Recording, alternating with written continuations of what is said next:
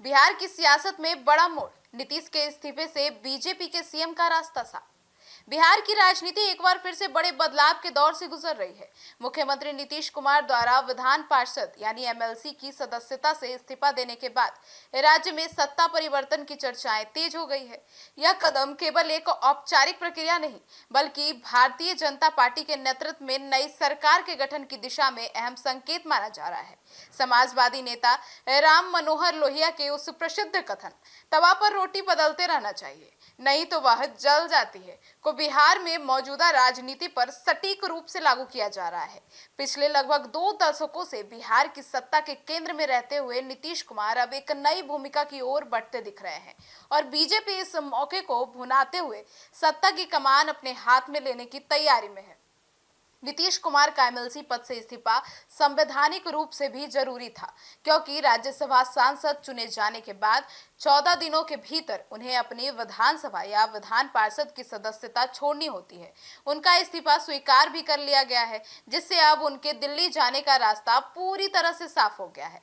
माना जा रहा है कि अप्रैल के दूसरे सप्ताह में वे राज्यसभा सांसद के रूप में शपथ लेंगे। हालांकि सबसे बड़ा सवाल यही है कि नीतीश कुमार पहले मुख्यमंत्री पद से इस्तीफा देंगे या पहले दिल्ली जाकर सांसद पद की शपथ लेंगे। संवैधानिक प्रावधानों के अनुसार वे अगले 6 महीने तक बिना किसी बाधा के मुख्यमंत्री बने रह सकते हैं, लेकिन राजनीतिक संकेत यह बताते हैं कि सत्ता हस्तांतरण की प्रक्रिया जल्द ही पूरी हो सकती है। इस पूरे घटनाक्रम के समानांतर बीजेपी ने भी अपनी रणनीति पर तेजी से काम शुरू कर दिया है। राज्यसभा चुनाव के दौर ही सत्ता परिवर्तन की पटकथा लिखी जा चुकी है और अब नीतीश के इस्तीफे के साथ यह पहला चरण पूरा हो गया है। आगे का चरण मुख्यमंत्री पद पर बीजेपी के किसी नेता की ताजपोशी से जुड़ा है।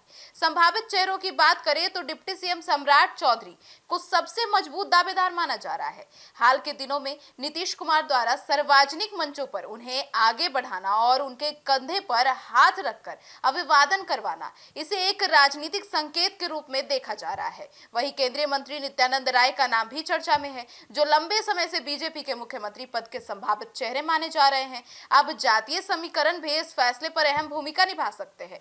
नीतीश कुमार की राजनीति जहां अति पिछड़ा वर्ग और महिलाओं के इर्द गिर्द केंद्रित रही है, वहीं बीजेपी भी इसी सामाजिक समीकरण को ध्यान में रखते हुए अपना फैसला ले सकती है। ऐसे में नया मुख्यमंत्री किसी पिछड़े या अति पिछड़े वर्ग से हो सकता है।